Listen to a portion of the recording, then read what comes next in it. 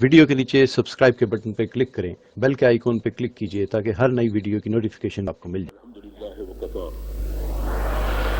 وسلام علی عبادہ الذین اصطفیٰ الحمدللہ الذی ہدانا لہذا وما كنا لنہتدی لولا ان ہدانا اللہ۔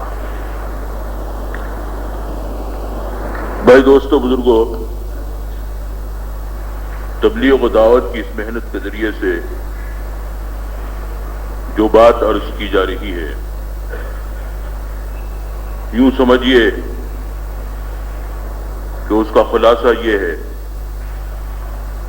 کہ ہر امتی کو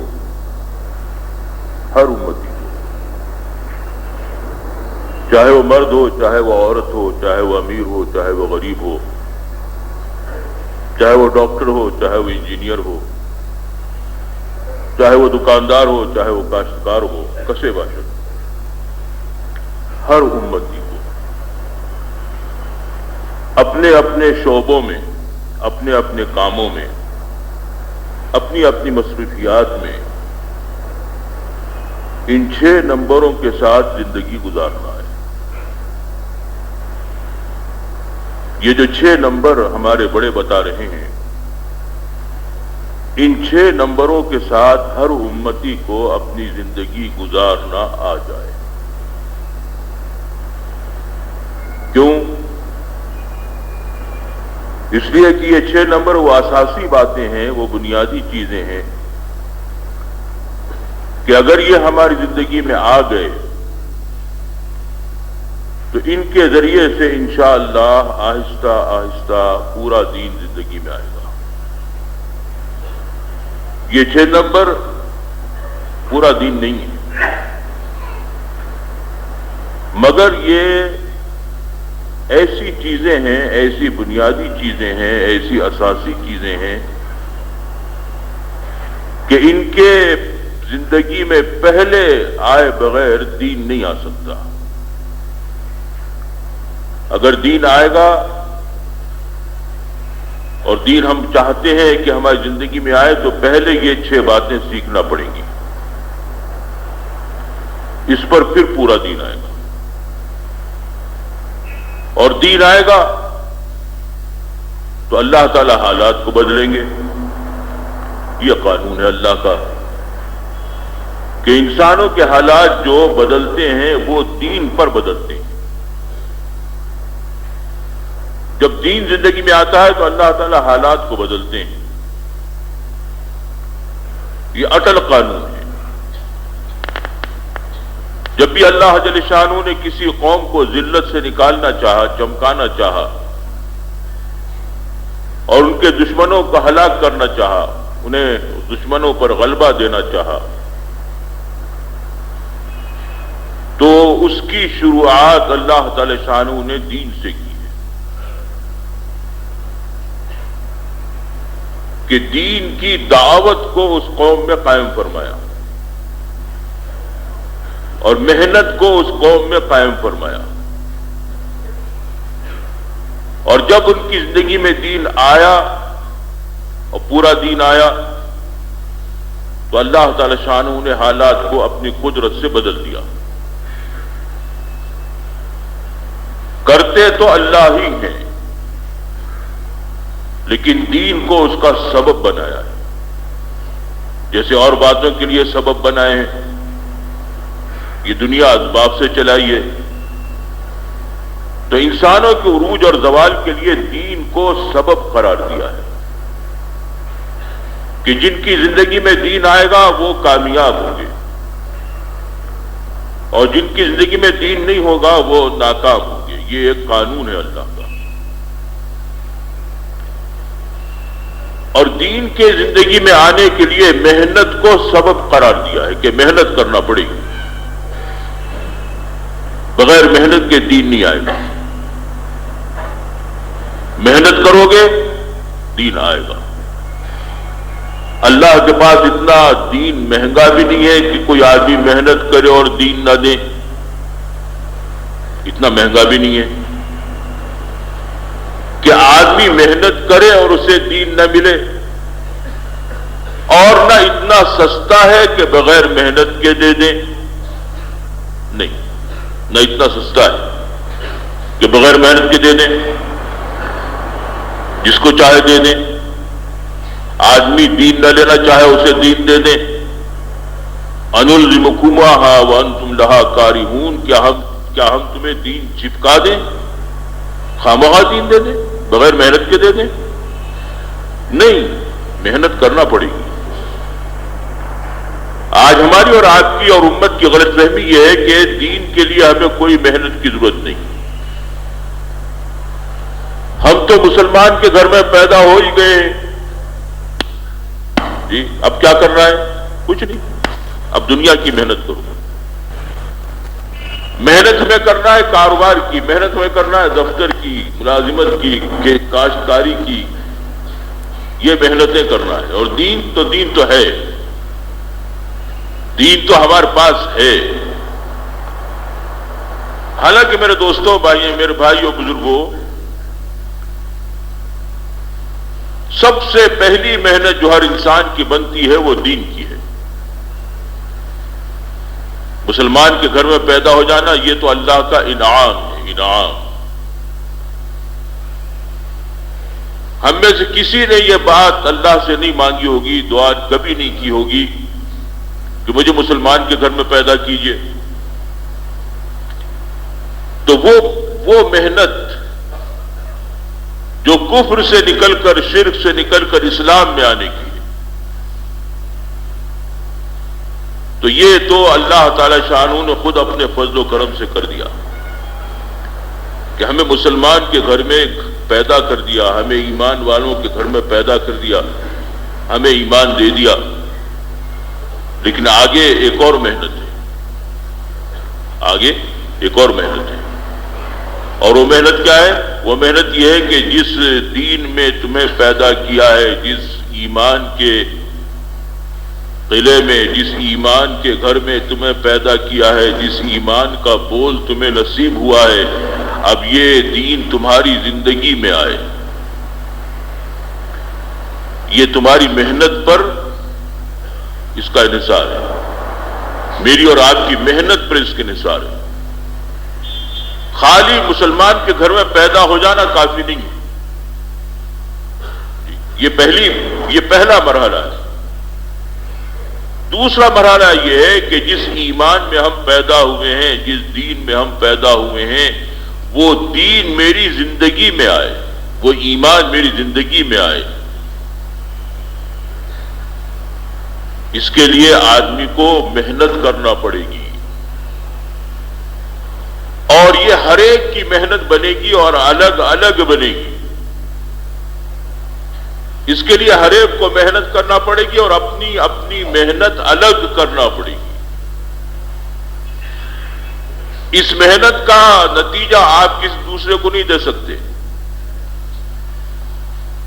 کہ محنت میں کروں اور دین کسی اور کی زندگی میں آ جائے، ایمان کسی اور کی زندگی میں آ جائے، باپ محنت کرو اور بیٹے کو اس کا فائدہ ملے، ایسا نہیں ہوگا۔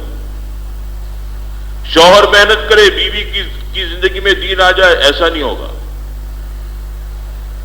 شوہر کو الگ محنت کرنا پڑے گی، بیوی کو الگ محنت کرنا پڑے گی، باپ کو الگ محنت کرنا پڑے گی، بیٹے کو الگ محنت کرنا پڑے گی، استاد کو الگ محنت کرنا پڑے گی، شاگرد کو الگ محنت کرنا پڑے گی، امام کو الگ محنت کرنا پڑے گی، مقتدیوں کو الگ محنت کرنا پڑے گی۔ یہ اپنی اپنی محنت الگ الگ بنے گی، اس میں ایصال ثواب نہیں ہوتا۔ اس محنت کے نتیجے کو دوسروں کو بخشا نہیں جا سکتا۔ جیسے اعمال میں تو ایصال ثواب بھی ہوتا ہے کہ آپ نیک عمل کریے، اس کا ثواب کسی اور کو بخش دیجیے، زندہ کو یا مردہ کو، دونوں کو بخش سکتے ہیں۔ آپ نے نماز پڑھی، اللہ سے دعا مانگی، اللہ میاں اس کا ثواب فلاں کو پہنچا دیجیے، پہنچ جائے گا۔ آپ نے قرآن پڑھا اور اللہ سے مانگا کہ اللہ اس کا ثواب فلاں کو دے دیجیے، پہنچ جائے گا۔ لیکن آپ نے اپنے ایمان کے بنانے کی محنت کی اور دعا مانگی کہ اللہ میاں میری محنت پر فلاں کا ایمان بنا دیجیے، نہیں، یہ نہیں ہوتا، یہ نہیں ہوگا۔ یہ محنت تو ہر ایک کی الگ الگ اپنی اپنی محنت ہے۔ اسی لیے ہر ایک سے کہتے ہیں کہ نکلو اس محنت کے لیے، ہر ایک سے کہتے ہیں، غریب سے، امیر سے، ڈاکٹر سے، انجینئر سے، عورت سے، مرد سے، پوری امت کے سامنے یہی دعوت پیش کی جا رہی ہے کہ اپنے دین کو بنانے کے لیے، اپنے ایمان کو بنانے کے لیے نکلو، محنت کرو۔ اور محنت کسے کہتے ہیں؟ محنت کہتے ہیں جان اور مال کے لگانے کو، اسے محنت کہتے ہیں۔ جس چیز پر جان مال لگائی جاتی ہے وہ محنت بنتی ہے۔ تو میں یہ عرض کر رہا تھا بھائی، دوستو، بزرگوں، کہ یہ جو ہماری دعوت کا کام ہے یہ ایک محنت ہے، یہ تقریر نہیں ہے، یہ اجتماع نہیں ہے، یہ خالی جمع ہو جانا نہیں ہے، یہ خالی سن کے اپنے گھروں کو چلا جانا نہیں ہے، بلکہ ایک مستقل محنت کی دعوت دی جا رہی ہے۔ اور محنت کے کرنے سے پہلے سیکھنے کی دعوت ہے کہ پہلے سیکھ لو۔ آدمی جو بھی محنت کرنا چاہتا ہے تو پہلے اسے سیکھتا ہے۔ یہ ہر سمجھدار آدمی کسی محنت کو کرنا چاہتا ہے اور اس محنت سے نفع اٹھانا چاہتا ہے تو سب سے پہلا کام ہر سمجھدار آدمی یہ کرتا ہے کہ اس محنت کو سیکھا جائے۔ کیوں؟ سیکھ کر کریں گے تو صحیح کریں گے، اور بغیر سیکھے کریں گے تو غلطی کا اندیشہ ہے۔ محنت صحیح کریں گے تو نتیجہ صحیح نکلے گا، اور غلط محنت ہوگی تو اندیشہ یہ ہے کہ بجائے فائدے کے نقصان ہو جائے۔ آپ موٹر چلانا چاہتے ہیں، جی آپ موٹر چلانا چاہتے ہیں، آپ ڈرائیور بننا چاہتے ہیں، آپ پائلٹ بننا چاہتے ہیں، آپ ڈاکٹر بننا چاہتے ہیں، تو ہر ایک آپ کو یہ مشورہ دے گا اور خود آپ کی بھی یہ بات سمجھ میں آئے گی کہ بھائی مجھے اگر کار چلانا ہے تو مجھے پہلے کار چلانا سیکھنا پڑے گی۔ اگر میں نے بغیر سیکھے کار چلانا شروع کر دی تو کار اپنی ذات سے کتنی ہی بہترین ہو اور کتنی ہی اچھی ہو، لیکن ہوگا کیا؟ سڑک کے اوپر زلزلہ آ جائے گا، لوگوں کی جان خطرے میں پڑ جائے گی، کتنے ایکسیڈنٹس ہوں گے اور کتنے تماشے ہوں گے۔ کار تو جائے گی گیریج میں، کار تو ٹوٹ پھوٹ جائے گی، اور میں اور آپ جائیں گے سلاخوں کے پیچھے جیل میں۔ سب کیا ہوا؟ بغیر سیکھے کار چلانا شروع کر دی۔ کار چلانا تو بہت بڑی بات ہے، گھر میں کھانا پکانا، روٹی بنانا، چاول بنانا، یہ کبھی آپ نے سیکھا نہیں۔ عمر بھر گھر والوں کو دیکھتے رہے، کھانا پکاتے ہوئے دیکھتے رہے، روٹی بناتے ہوئے دیکھتے رہے، چاول پکاتے ہوئے دیکھتے رہے، مگر کبھی خود نہیں کیا، کبھی سیکھا نہیں۔ ایک دن بیگم بیمار تھی، ہم چلے گئے باورچی خانے، تو اس دن کیا ہوگا؟ باورچی خانے میں زلزلہ آ جائے گا، جی برتن الگ ٹوٹیں گے، ہانڈیاں الگ کالی ہوں گی، ہاتھ جلیں گے، نہ روٹی بنے گی، نہ روٹی آٹے میں پانی ڈالنا چاہیں گے وہ دلیا بن جائے گا۔ چاول چاول کا کیا ہو جائے گا؟ جی حلوہ، چاول حلوہ بن جائیں گے۔ ارے کیا ہوا صاحب؟ جی اتنے دن آپ ماشاءاللہ اتنے بڑے گریجویٹ، اتنے بڑے سائنسدان، اتنے بڑے ہارٹ سرجن، اور اتنے بڑے فزیشین، اور اتنے بڑے کمپیوٹر اسپیشلسٹ۔ آج کل تو کمپیوٹر اسپیشلسٹ کی مانگے ہر جگہ۔ اتنے بڑے کمپیوٹر اسپیشلسٹ ایک روٹی نہیں بنا سکتے، چاول نہیں بنا سکتے، کیسے آدمی ہیں آپ؟ سیکھا نہیں۔ تو ہر سمجھدار آدمی محنت کرنے سے پہلے سیکھتا ہے، سیکھ کر کرے گا، صحیح کرے گا، نتیجہ صحیح نکلے گا، خود بھی فائدہ اٹھائے گا، دوسروں کو فائدہ پہنچائے گا۔ غلط کرے گا تو خود بھی نقصان بھگتے گا اور پتہ نہیں اور کتنوں کو نقصان میں لے جائے۔ اس لیے کہتے ہیں کہ محنت تو کرنا ہے، مگر محنت کرنے سے پہلے اسے سیکھو۔ یہ جو نکلنا ہے 4 مہینے کے لیے، 40 دن کے لیے، یہ محنت کرنے کے لیے نہیں ہے، یہ محنت سیکھنے کے لیے ہے۔ محنت 40 دن کی نہیں ہے، یہ دعوت کی محنت، یہ تبلیغ کی محنت، یہ 40 دن 4 مہینے کی نہیں، یہ تو زندگی بھر کی محنت ہے۔ یہ تو جب سے آدمی نے ہوش سنبھالا اس وقت سے لے کر حتیٰ یأتی عقل یقین تک کی محنت ہے کہ جب تک تمہیں موت نہ آ جائے تمہیں یہ محنت کرنا ہے اور کرتے رہنا ہے اور کرتے رہنا ہے اور کرتے رہنا ہے یہاں تک کہ فرشتہ اجل آ جائے۔ تو یہ 40 دن 4 مہینے کی محنت نہیں بھائی جی، لوگ سمجھتے ہیں 40 دن 4 مہینے کی محنت نہیں، یہ 4 مہینے کی محنت نہیں ہے، یہ سال بھر کی محنت بھی نہیں ہے، یہ 10 سال کی محنت بھی نہیں ہے، یہ تو موت تک کی محنت ہے۔ لیکن کیا کرو، پہلے نکلو، سیکھو، نکل کر سیکھ لو اور سیکھ کر پھر کرتے رہو، کرتے رہو، کرتے رہو یہاں تک کہ موت آ جائے۔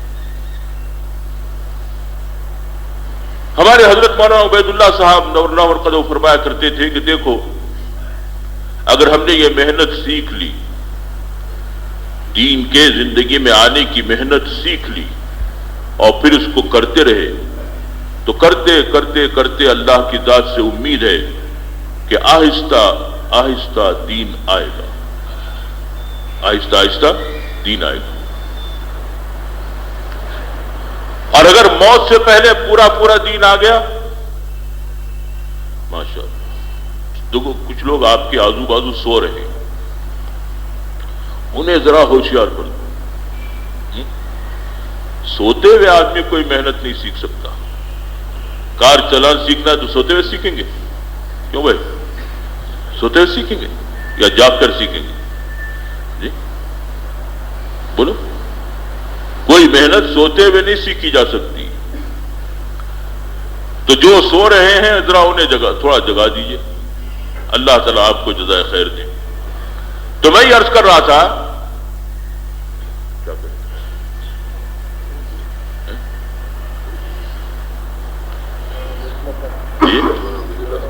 ہاں مولانا عبید اللہ صاحب فرمایا کرتے تھے کہ دیکھو اگر ہم نے یہ محنت سیکھی، صحیح سیکھی اور پھر کی تو انشاءاللہ اللہ تعالیٰ آہستہ آہستہ دین دیں گے۔ اور اگر موت سے پہلے پہلے پورا دین زندگی میں آ گیا، بس پھر تو مزے ہی مزے، فبہا، مرتے ہی سیدھے انشاءاللہ جنت میں جائیں گے، سیدھے بغیر کسی رکاوٹ کے انشاءاللہ۔ اور محنت سیکھی اور کی بھی، لیکن اس کے باوجود بھی دین نہیں آیا، کچھ کمی بیشی باقی رہ گئی جی، کچھ سکون باقی رہ گیا، کچھ کمی باقی رہ گئی، اور اسی حال میں انتقال ہو گیا تو اب کیا ہوگا؟ فرمایا مایوس ہونے کی کوئی بات نہیں، گھبرانے کی کوئی بات نہیں، اب بھی انشاءاللہ اللہ کی ذات سے امید ہے کہ اللہ تعالی شانہ ہمارا حشر ان کے ساتھ کریں گے جن کی زندگی میں پورا دین تھا۔ ہاں، حشر کن کے ساتھ ہوگا؟ حشر ان کے ساتھ ہوگا جن کی زندگی میں پورا دین تھا۔ اور ہمیں تو حشر سے مطلب ہے جی، ہمیں تو اپنا نتیجہ چاہیے کہ نتیجہ صحیح نکل جائے، اور اس کی دلیل دی انہوں نے۔ دلیل کیا ہے؟ فرمایا دیکھو ایک آدمی قرآن شریف کے حفظ کرنا شروع کرتا ہے، اور حفظ کرتے کرتے کرتے کرتے ابھی کچھ قرآن شریف اسے حفظ ہوا تھا اور کچھ نہیں ہوا کہ موت آ گئی، انتقال ہو گیا۔ تو حشر کن کے ساتھ ہوگا؟ فرمایا حشر جو ہوگا وہ مکمل حافظوں کے ساتھ ہوگا۔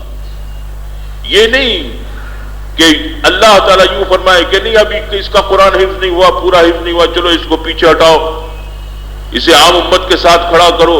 نہیں، اگر فرشتے عام امت کے ساتھ کھڑا بھی کرنا چاہیں گے تو فرشتوں کو حکم دیا جائے گا کہ نہیں، اسے لے جاؤ، اسے لے جاؤ، ان کی صف میں لے جاؤ جو پورے حافظ، اور اس کے ساتھ بھی وہی معاملہ کیا جائے گا جو مکمل حفاظ کے ساتھ کیا جاتا ہے۔ کیوں؟ اس اللہ کے بندے نے نیت کی تھی کہ میں قرآن شریف حفظ کروں گا، اور پورا قرآن حفظ کرنے کی نیت کی تھی، اور نیت کے مطابق اس نے چلنا بھی شروع کر دیا اور محنت بھی شروع کر دی۔ یہ اور بات ہے کہ اس کی زندگی نے اسے مہلت نہیں دی اور بیچ میں موت آ گئی، اس میں اس کا کیا قصور؟ بھئی زندگی موت اس کے ہاتھ میں تو ہے نہیں، اس کا کیا قصور؟ لہذا لے جاؤ۔ فرمایا ایک آدمی ہے جو بیچارہ دماغ کا کمزور ہے، وہ حفظ کرتا ہے بھول جاتا ہے، حفظ کرتا ہے بھول جاتا ہے، حفظ کرتا ہے بھول جاتا ہے، لیکن برابر پیچھے لگا ہوا ہے اور محنت نہیں چھوڑتا۔ اس کا انتقال ہو گیا، فرمایا اسے بھی مکمل حفاظ کے ساتھ کھڑا کیا جائے گا، بلکہ ایک روایت میں یوں آتا ہے کہ اس کی قبر میں ایک فرشتہ مقرر کر دیا جائے گا جو قیامت تک اسے حفظ کراتا رہے گا، یہاں تک کہ جب یہ میدان قیامت میں اٹھے گا تو پورا حافظ ہوگا۔ لیکن شرط کیا ہے؟ شرط کیا ہے جی؟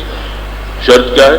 شرط یہ ہے کہ محنت سیکھو، اور شرط یہ ہے کہ محنت کرو۔ کہاں پہنچو گے اس کی فکر نہ کرو، اللہ جہاں تک پہنچائیں گے پہنچو گے، اور جو باقی رہ جائے گا اللہ تعالیٰ اسے اپنے فضل و کرم سے پورا کر دیں گے۔ حدیث میں آتا ہے کہ ایک آدمی نماز پڑھتا ہے اور نماز میں کوشش کرتا ہے کہ اچھی طرح پڑھے، خشوع اور خضوع کے ساتھ پڑھے، دھیان کے ساتھ پڑھے، لیکن بہرحال ہم تو انسان ہیں، یہ ہمارا حال تو یہ ہے کہ جہاں نیت باندھی اور بھاگے۔ کہاں؟ جہاں سے آئے تھے وہاں جی، جو جہاں سے آئے ہیں، اس وقت جماعتوں میں بھی جو لوگ آئے ہوئے ہیں، جو جہاں سے آئے ہیں، تجربہ کر کے دیکھ لیجیے، اللہ اکبر کہاں، اور دلی والے دلی میں، اور یو پی والے یو پی میں، اور امریکہ والے امریکہ میں، اور دکان والا دکان میں، اور کاروبار والا کاروبار میں، اور بیوی بچوں والا بیوی بچوں میں۔ یہ تو جناب کا ہمارا تجربہ ہے کہ جہاں نیت باندھی وہاں آدمی اسی جگہ چلا جاتا ہے جہاں سے نکل کر آیا ہے۔ تو ہمارا تو یہ حال ہے، لیکن پھر بھی کوشش کی کہ صاحب جی ہمارا دھیان صحیح رہے، اللہ کا دھیان ہو، اور خشوع اور خضوع کے ساتھ نماز پڑھی جائے۔ اب آدمی نے کوشش کی، اپنی کوشش کے مطابق جو دھیان بنا سو بنا، اور جو رہ گیا سو رہ گیا، لیکن جتنی وہ کوشش کر سکتا تھا اس نے اتنی کوشش کر لی۔ تو فرمایا کہ یہ نماز جب فرشتہ اسے اوپر لے جاتا ہے، اللہ کے پاس لے جاتا ہے، تو اسے درست کر کے لے جاتا ہے، نماز کو درست کر کے لے جاتا ہے جی۔ تو میرے دوستوں، میرے بھائیوں، میرے بزرگوں، یہ 6 نمبر ہیں جس پر ہمیں اور آپ کو زندگی گزارنا ہے۔ اللہ اسی لیے اس کی بار بار اس کا مذاکرہ کیا جاتا ہے۔ جماعت میں نکلنے کے بعد ہر روز اس کا مذاکرہ خود کرتے ہیں، دوستوں سے کرواتے ہیں، انہیں یاد دلاتے ہیں، انہیں بار بار کہا جاتا ہے، انہیں بار بار سنایا جاتا ہے کہ ذہن میں یہ اچھی طرح سے بیٹھ جائے کہ یہ 6 نمبر ہیں جس پر مجھے زندگی گزارنا ہے۔ یہ اگر آگے تو بس جی، یہ اگر آگے تو 6 دروازے ایسے میری زندگی میں کھل جائیں گے کہ جن دروازوں کے ذریعے سے باقی دین آئے گا۔ اور یہی وہ 6 باتیں ہیں جن پر سب سے پہلے حضرات انبیاء علیہ الصلوۃ والتسلیم نے محنت کی ہے، اور یہی وہ 6 باتیں ہیں جس پر مکی دور میں آقا نامدار سرکار دو عالم محمد الرسول اللہ صلی اللہ علیہ وسلم نے صحابہ کو دین دینے سے پہلے اور پورا دین دینے سے پہلے ان باتوں پر محنت کرائی کہ ان کا ایمان بنے، ان کا دھیان صحیح ہو، ان کا علم صحیح ہو جی، ان کے دل میں اللہ کی بڑائی بیٹھے، ان کے اخلاق صحیح ہوں، ان کی نیت صحیح ہو، اور یہ اللہ کے لیے، اللہ کے بندوں کو اللہ کی طرف بلانے والے بن جائیں۔ اس کے لیے جان لگائیں، اس کے لیے مال لگائیں، اس کے لیے قربانیاں دیں۔ جب یہ 6 نمبر صحابہ کی زندگی میں آئے، اس کے بعد مدینہ آنے کے بعد اب باقی دین آیا، اب باقی دین آیا۔ تو یوں سمجھیے کہ یہ 6 نمبر جو ہیں ان کی مثال ایسی ہے کسی زبان کے سیکھنے کے لیے اگر آپ کسی زبان کو سیکھنا چاہتے ہیں تو اس کے لیے سب سے پہلے کیا سیکھنا پڑے گا؟ الفابیٹس. سب سے پہلے کیا سیکھو؟ حروف تہجی. سب سے پہلے ابجد سیکھو. سب سے پہلے الفابیٹ سیکھو. الفابیٹ سیکھ جاؤ گے، حروف تہجی سیکھ جاؤ گے تو باقی پوری زبان کا سیکھنا آسان ہو جائے گا، ہے نا؟ سب سے پہلے بچے کیا پڑھاتے ہیں؟ ABCD، الف با تا سا. کیوں؟ اس لیے کہ یہ وہ چیزیں ہیں، یہ وہ بنیادی چیزیں ہیں، یہ پوری زبان نہیں ہے لیکن یہ زبان کے سیکھنے کے لیے بنیادی محنت ہے. یہ آپ نے سیکھ لی تو تقریر کرنا بھی آ جائے گی، بولنا بھی آ جائے گا، سمجھنا بھی آ جائے گا، بڑی بڑی کتابیں پڑھ سکیں گے، مضمون لکھنا بھی آ جائے گا، پوری زبان قابو میں آ جائے گی اگر آپ نے الفابیٹ سیکھ لیے. اور اگر نہیں سیکھے، اگر الفابیٹس نہیں سیکھے تو عمر بھر زبان قابو میں نہیں آ سکتی. یا یوں سمجھ لیے کہ ایک گھر ہے، ایک گھر ہے، اس گھر کے کچھ تو ارکان ہیں اور کچھ شعبے ہیں. ان ارکان سے مل کر شعبے بنتے ہیں اور شعبوں سے مل کر گھر بنتا ہے. جیسے یہ مسجد ہے، یہ گھر ہے، ایک عمارت ہے. اب اس عمارت کے کچھ تو ارکان ہیں اور کچھ اس کے شعبے ہیں. ارکان کیا ہے؟ ارکان تو یہ پلر ہے، ایک رکن ہے اس کا، یہ دیواریں ہیں، یہ چھت ہے، یہ فرش ہے. یہ کیا ہے؟ یہ اس کے ارکان. اب ان سے مل کر مسجد بنی اور مسجد میں مختلف شعبے ہیں. جی سامنے کا حصہ ہے، ممبر ہے، محراب ہے، پیچھے کا حصہ ہے، صحن ہے، یہ ہے، وہ ہے. یہ کیا ہے؟ یہ شعبے. گھر ہے تو گھر کے مختلف شعبے ہوتے ہیں کہ صاحب یہ دیوان خانہ ہے اور یہ بیڈ روم ہے اور یہ کچن ہے اور یہ فلاں چیز ہے اور یہ ورانڈا ہے اور یہ فلاں چیز ہے. اب یہ تو شعبے ہیں. یہ شعبے کیسے بنے؟ یہ شعبے بنے ارکان سے، اور ان ارکان سے مل کر شعبے بنے اور شعبوں سے مل کر پورا گھر بنا، ہے نا؟ سمجھ میں آ رہی بات؟ اب سوال یہ ہے کہ یہ ارکان کیسے بنے، یہ پلر کیسے بنے، یہ دیوار کیسے بنی ہے اور یہ چھت کیسے بنی ہے اور یہ فرش کیسے بنا ہے؟ اسی طرح سے دین ہے کہ دین کے کچھ ارکان ہیں اور کچھ شعبے ہیں. اس کے ارکان تو ہیں کلمہ، نماز، روزہ، حج، زکات. یہ دین کے 5 ارکان ہیں اور 5 ہی دین کے شعبے ہیں. ایمانیات، عبادات، معاملات، معاشرت، اخلاق، یہ 5 شعبے ہیں. ان ارکان سے مل کر شعبے بنے اور شعبوں سے مل کر پورا دین بنا. اور حالات کے بننے کا انحصار جو ہے وہ پورے دین پر ہے، ادھورے دین پر نہیں ہے. اللہ تعالیٰ نے کامیابی جو رکھی ہے، ہماری غلط فہمی یہ بھی ہے کہ ہم دین پر کچھ چلتے ہیں.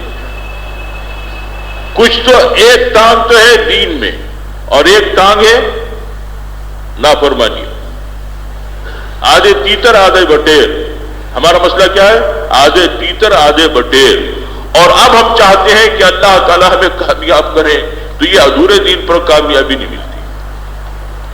کامیابی جو ملتی ہے، حالات جو درست ہوتے ہیں جی، اور اللہ تعالیٰ شانہ دوسری قوموں پر جو غلبہ دیتے ہیں اور دوسری قوموں کو جو سرنگوں کرتے ہیں، وہ پورے دین پر کرتے ہیں کہ پورا دین زندگی میں ہو. اور وہ پورا دین بھی 2-4 کی زندگی میں ہونا کافی نہیں ہے.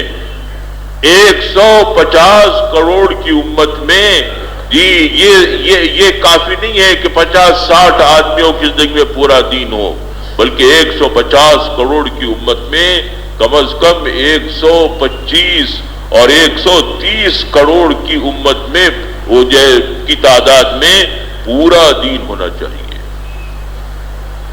اتنا بڑا مسئلہ ہے یہ جی، اتنا بڑا مسئلہ ہے.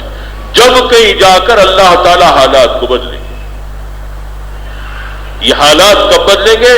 جبکہ امت کے سواد اعظم میں دین ہو اور مکمل دین، پورا دین. تو اب یہ ارکان ہیں اور یہ شعبے ہیں اور یہ دین ہے. اب سوال یہ ہے کہ یہ ارکان کیسے بنے، یہ کلمہ کیسے بنا، یہ نماز کیسے بنی، یہ روزہ کیسے بنا، یہ حج کیسے بنا، یہ زکوٰۃ کیسے بنی جی؟ تو جیسے ان پلرز کے بنانے کے لیے کیا چاہیے، کیا چاہیے جی؟ سب سے پہلے کیا چاہیے؟ سیمنٹ. اس کے بنانے کے لیے سیمنٹ چاہیے، اس کے بنانے کے لیے ریت چاہیے، اس کے بنانے کے لیے پانی چاہیے، اس کے بنانے کے لیے جی اینٹیں چاہیے، اس کے بنانے کے لیے فلاں فلاں چیز چاہیے، لوہا چاہیے. یہ چیزیں ہوں گی تو یہ ارکان بنیں گے، ارکان بنیں گے تو شعبے بنیں گے، شعبے بنیں گے تو دین بنے گا. تو اب کلمے کو بنانے کے لیے کیا چاہیے، اور نماز کو بنانے کے لیے کیا چاہیے، اور روزے کو بنانے کے لیے کیا چاہیے؟ تو فرمایا کہ کلمے کو کلمہ بنانے کے لیے یہ 6 نمبر چاہیے، نماز کو نماز بنانے کے لیے یہ 6 نمبر چاہیے، روزے کو روزہ بنانے کے لیے یہ 6 نمبر چاہیے، زکوٰۃ کو زکوٰۃ بنانے کے لیے یہ 6 نمبر چاہیے، حج کو حج بنانے کے لیے یہ 6 نمبر چاہیے. ان میں سے ایک نمبر بھی اگر نہیں ہوگا تو روزہ روزہ نہیں بن سکتا، حج حج نہیں بن سکتا، زکوٰۃ زکوٰۃ نہیں بن سکتی، کلمہ کلمہ نہیں بن سکتا، نماز نماز نہیں بن سکتی. سب سے پہلے جو چیز چاہیے وہ تو کسی بھی تعمیر کے لیے سب سے پہلے کیا چیز چاہیے؟ پلاٹ. سب سے پہلی چیز آپ جو بھی بنانا چاہتے ہیں تو پہلے کیا کرتے ہیں؟ پہلے سیمنٹ لاتے ہیں، پہلے ریت لاتے ہیں، پہلے لوہا لاتے ہیں، پہلے کیا کرتے ہیں؟ پہلے تو زمین خریدیں گے کہ صاحب زمین خریدیے، زمین ہوگی تو مسجد بھی بنے گی، زمین ہوگی تو گھر بھی بنے گا، زمین ہوگی تو دواخانہ بھی بنے گا، زمین ہوگی تو جو چاہے بنا لو. پہلے زمین، اس کے بعد ساری چیزیں.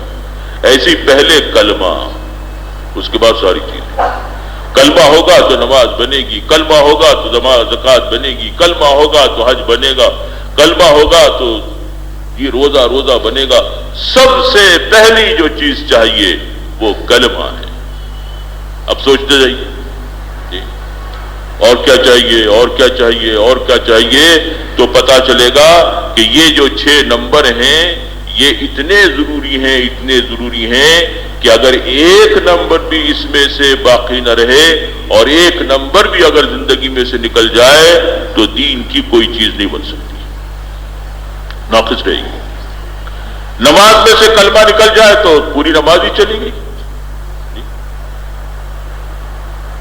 اور نماز میں سے نماز نکل جائے جی، نماز میں سے نماز نکل گئی تو اب نماز باقی رہی. نماز میں سے اگر نماز نکل گئی تو نماز بھی باقی نہیں رہے گی. کیسے؟ اب آپ سوچ رہے ہوں گے کیسے. تو نماز کیا ہے جی؟ نماز کیا ہے؟ نماز ہے اللہ کا دھیان، اور نماز ہے اللہ کا ذکر. اب نماز میں سے ذکر نکل گیا، اور نماز میں سے خدا کا دھیان نکل گیا، اور نماز میں سے جو طریقہ ہے رکوع سجود کا وہ نکل گیا، تو نماز کہاں باقی رہی؟ نماز ختم ہو گئی. اب ایسی نماز سوائے اس کے کہ اسے اٹھک بیٹھک قرار دیا جائے اور کچھ نہیں. اللہ کے دربار میں اس نماز کی کوئی قیمت نہیں. علم ہے تو علم بنانے کا طریقہ ہے کہ کیسے کوئی چیز بنائی جائے. جب تک وہ بنانے کا طریقہ آپ کو نہیں معلوم تو چیز بنے گی کیسے جی؟ نماز پڑھنے کا طریقہ نہیں معلوم تو نماز کیسے پڑھیں گے؟ روزہ رکھنے کا طریقہ نہیں معلوم تو روزہ کیسے رکھیں گے؟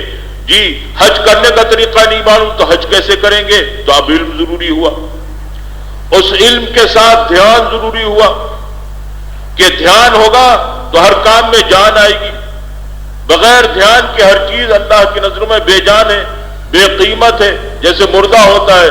فرمایا جو آدمی اللہ کا ذکر کرتا ہے اور جو آدمی اللہ کا ذکر نہیں کرتا اس کی مثال زندے کی اور مردے کی ہے۔ اخلاق ہے تو اخلاق کی مثال ایسی ہے جیسے سیمنٹ کیا کرتی ہے؟ سیمنٹ ہر چیز کو جوڑتی ہے، سیمنٹ ہر چیز کو جوڑتی ہے، تو اخلاق کی مثال ایسی ہے جو ہر چیز کو جوڑے گی، چھوٹے کو، بڑے کو، غریب کو، امیر کو، پوری امت کو جو جوڑنے والی چیز ہے وہ ہے اخلاق۔ آج کیونکہ ہمارے اخلاق بگڑ گئے اور ہم نے ایک دوسرے کے حقوق ادا کرنا چھوڑ دیے، اس لیے پوری امت میں انتشار ہے، پوری امت میں افتراق ہے، پوری امت میں سر پھٹول ہے اور پوری امت میں لڑائیاں ہیں۔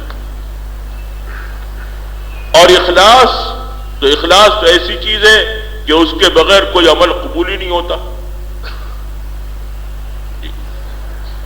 آپ کوئی چیز کسی کے لیے بنائیں، کوئی چیز کسی کے لیے بنائیں اور جا کر اس چیز کی اجرت دوسرے سے لینا چاہے کہ میں نے یہ فلاں چیز بنائی ہے، یہ گھر بنایا ہے، آپ مجھے اس کی اجرت دے دیجئے۔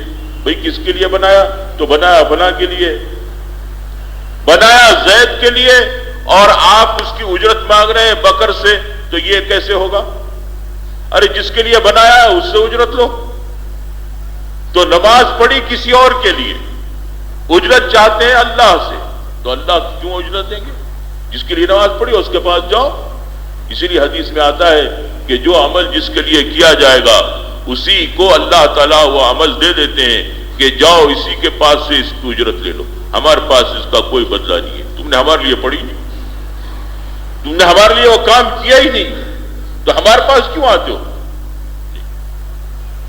اور میرے دوستوں، میرے بھائیوں، میرے بزرگوں، دعوت والی جو محنت ہے نا، دعوت والی محنت، چھٹا نمبر ہمارا یہ کیا ہے؟ یہ کیا ہے؟ تو یہ فیکٹری ہے، اس سے ساری چیزیں بنیں گی، ایمان اس سے بنے گا، نماز اس سے بنے گی، دعوت اس سے بنے گی، اخلاق اس سے بنیں گے۔ جیسے ایک فیکٹری میں چیزیں تیار ہوتی ہیں اسی طرح سے یہ جو دعوت ہے یہ فیکٹری ہے، فیکٹری یہ چلتی رہے گی تو چیزیں آتی رہیں گی، ایمان بنتا رہے گا، دین بنتا رہے گا، لوگ دین جن میں دین ہے ان کا دین ترقی پاتا رہے گا، جو بے دین ہے وہ دین میں آتے رہیں گے۔ یہ فیکٹری ہے، اگر یہ امت سے نکل گئی تو گویا فیکٹری ختم ہو گئی، اور جب فیکٹری ختم ہو گئی تو بازار میں جو شکر ہے وہ تھوڑے دن چلے گی۔ اگر شکر بنانے کی فیکٹری بند کر دی جائے تو بازار میں جو شکر ہے وہ تھوڑے دن چلے گی، اس کے بعد بازار سے شکر اڑ جائے گی۔ اب آپ پوچھیں میاں شکر، تو کہا فیکٹری بند ہوگی۔ جی کپڑا تو فیکٹری بند ہو گئی۔ تو جو چیز بھی ملتی ہے وہ کائے پر ملتی ہے؟ وہ فیکٹری کے چلتے رہنے پر ملتی ہے۔ تو میں یہ عرض کر رہا تھا کہ یہ 6 نمبر کوئی معمولی چیز نہیں ہے،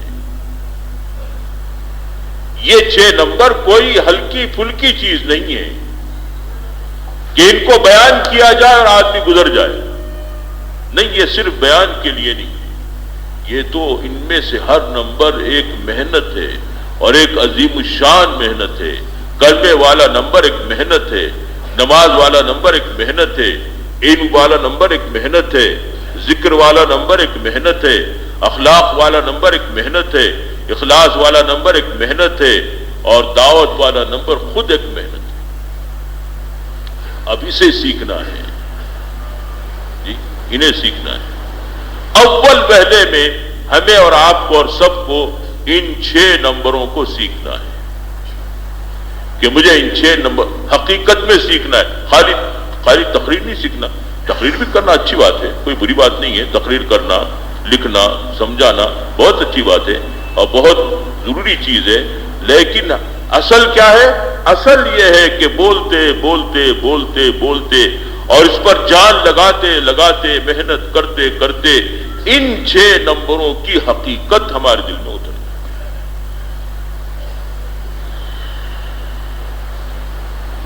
اب کلمے والا نمبر ہے، تو کلمے والا نمبر کیا ہے؟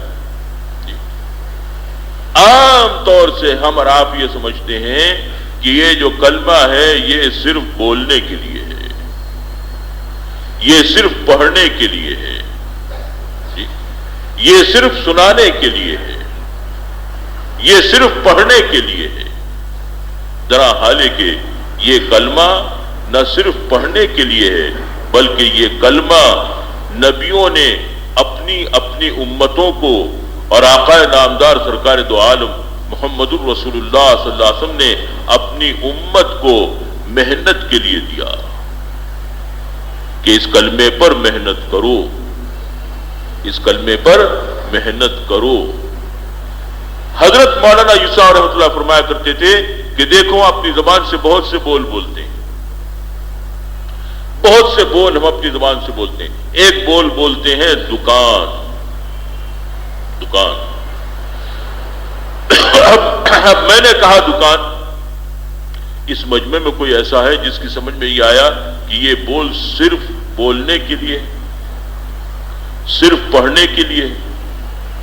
جی اس کی تسبیح پڑھنا چاہیے، اس کو کسی کتاب میں لکھنا چاہیے، جیسے بچے لکھتے ہیں نا امپوزیشن، اب لکھو دکان دکان دکان، دن بھر آپ لکھتے بیٹھے ہیں جی 100 پیجز 200 پیجز کی کاپی خرید لی اور ہر صفحے پر لکھ رہے ہیں، کیا لکھ رہے ہیں؟ دکان دکان۔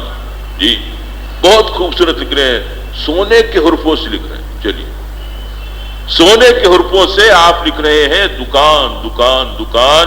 مجھے یہ بتائیے کہ ایک نہیں اگر 10 کاپیاں بھی آپ دکان دکان کے حروف سے اور اس کے لکھنے سے بھر دیں تو کیا شام میں دکان کا نفع مل جائے گا؟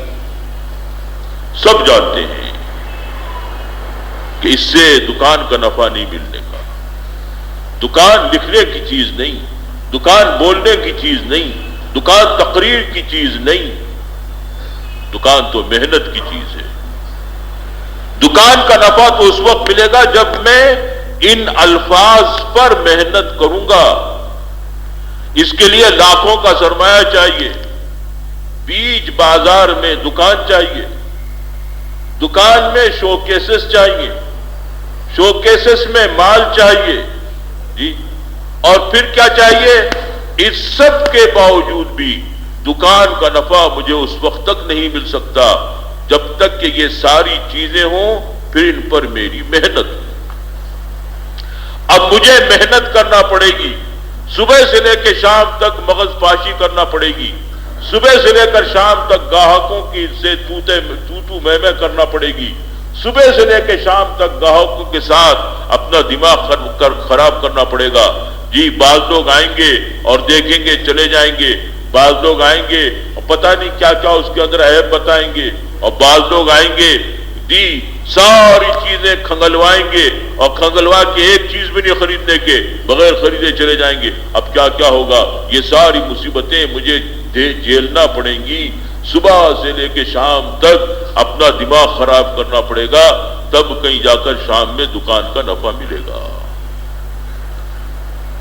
اور پھر ایک دو دن کی محنت سے کام نہیں چلے گا کہ ایک دن دکان پہ بیٹھ گئے تو مہینہ بھر کھا رہے ہیں، جی 2 دن دکان پہ بیٹھ گئے تو سال بھر کھا رہے ہیں، نہیں ایسا نہیں ہوگا، بلکہ ہر روز کی الگ محنت بنے گی۔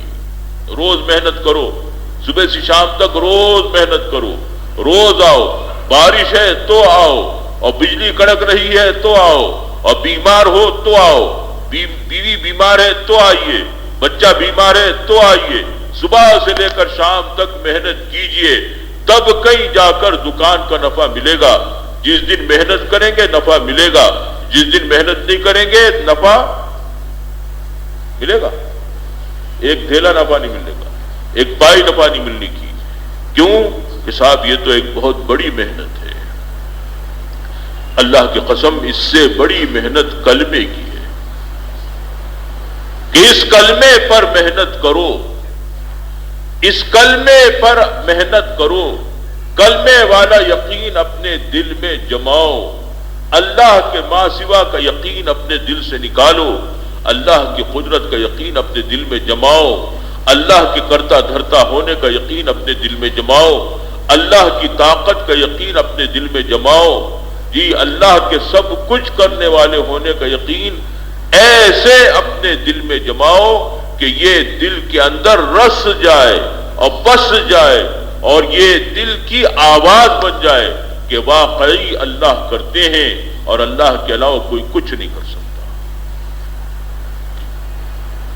یہ محنت ہے، اور یہ محنت ایک دن کی محنت نہیں ہے، یہ 4 مہینے کی محنت نہیں ہے، یہ چلے کی محنت نہیں ہے، یہ زندگی بھر کی محنت ہے کہ جب سے ہوش سنبھالا ہے اس محنت کو کرو، اور کرتے کرتے کرتے کرتے اس دن تک کرنا ہے جب تک کہ موت نہ آ جائے۔ یہ موت تک کے وقت کی محنت ہے۔ ایک بزرگ کا انتقال ہونے لگا، اس انتقال کے وقت میں کسی نے ان سے کوئی بات کرنا چاہیے تو فرمایا کہ اے بھائی مجھے کہاں فرصت، 70 سال سے اپنے دل کے دروازے کی حفاظت کر رہا ہوں، 70 سال سے اپنے دل کے دروازے کی حفاظت کر رہا ہوں کہ اس میں کوئی غیر نہ گھسنے پائے۔ اب یہ آخری میری زندگی کا لمحات ہیں، مجھے کہاں فرصت ہے تم سے بات کرنے کی، اور مجھے کہاں فرصت ہے تمہارے سوال کا جواب دینے کی۔ مجھے تو اسی سے فرصت نہیں ہے کہ میں اپنے دل کے دروازے کی حفاظت کروں کہ کہیں کوئی غیر اللہ کے ماں سوا کوئی غیر اس میں داخل نہ ہوتا ہے۔ یہ محنت، یہ محنت کہ یہ شروع ہوگی اور ختم کبھی نہیں ہوتی۔ یہ آدمی کو اگر اللہ تعالی شانہ عمر نوح دے دے، بلکہ ایسی عمر دے دیں کہ سیدنا آدم علیہ السلام کے زمانے سے لے کر قیامت تک کے آخری دن جو انسان پیدا ہوگا اس وقت تک کے لیے اس کی زندگی کو لمبا اور جو ہے زیادہ کر دیا جائے، اور وہ اس پورے عرصے زندہ رہے، تو اس کو ایک لمحے کے لیے بھی اس محنت سے چھٹکارا نہیں ملے گا۔ کیوں؟ اللہ لامحدود ہیں، اللہ کی ذات لامحدود ہے، ان کی قدرت لامحدود، ان کی صفات لامحدود، جیسے وہ لامحدود ہیں ویسے ہی ان کے یقین کے دل میں لانے کی محنت بھی لامحدود ہے۔ ہمارے حضرت مولانا میاں جی محراب صاحب فرمایا کرتے تھے کہ دیکھو سب سے زیادہ ایمان کس کا؟ اولیاء اللہ کا۔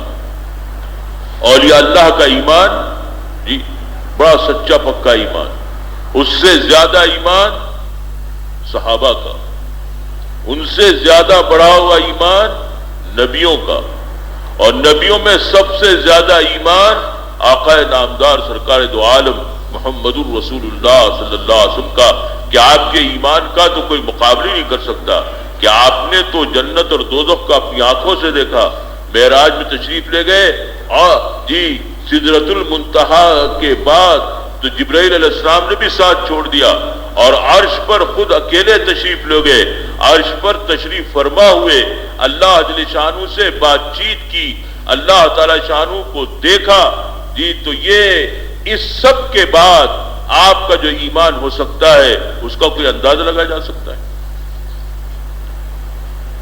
لیکن اس ایمان کے باوجود بھی آپ فرما رہے ہیں ما عرفناک حق معرفتی، کہ اللہ جیسے آپ کو پہچاننا چاہیے تھا میں نے نہیں پہچانا، وما عبدناک حق عبادتک، اور جیسے آپ کی عبادت کرنا چاہیے تھی میں آپ کی عبادت نہیں کر سکتا۔ تو اب ہمار شمار کس شمار قطار میں میں اور آپ کیا کہہ سکتے ہیں کہ ہمارا ایمان؟ تو ایمان جو ہے وہ لامحدود چیز ہے، لامحدود۔ اس کے لیے جو محنت بنے گی وہ بھی لامحدود محنت ہے، کہ محنت کرتے چلے جاؤ، کرتے چلے جاؤ، کرتے چلے جاؤ، کرتے چلے جاؤ، اس کا کوئی اینڈ نہیں ہے، یہ محنت کبھی ختم نہیں ہوتی، یہ محنت کبھی ختم نہیں ہوتی۔ تو میرے دوستو سب سے پہلی جو محنت ہمیں کرنا پڑے گی وہ ہے ایمان کی محنت، اور اس کے لیے ہمیں دو کام کرنا پڑیں گے۔ ایک کام تو یہ کرنا کہ غلط یقین کو دل سے نکالنا، لا الہ، غلط یقین کو دل سے نکالنا پہلی محنت یہ بنے گی۔ غلط ماحول میں رہتے رہتے، غلط باتوں کو کہتے کہتے، غلط باتوں کو سنتے سنتے، غلط باتوں کو سوچتے سوچتے آج ہمارے دل کا یقین بگڑ گیا۔ اللہ کے سوا، ماں سوا کا یقین دل میں اتر گیا۔ اب ہم یہ چاہتے ہیں کہ ماں سوا کا یقین دل سے نکلے اور اللہ کا یقین دل میں آئے، تو سب سے پہلے جگہ خالی کرنا پڑے گی۔ جگہ تو بناؤ، پہلے جگہ نہیں ہے تو اللہ کا یقین کیسے آئے گا؟ اب جگہ بنانے کے لیے اس ماحول کو چھوڑو۔ چلتے چلتے بگڑ گئی، خرابی پیدا ہوگی۔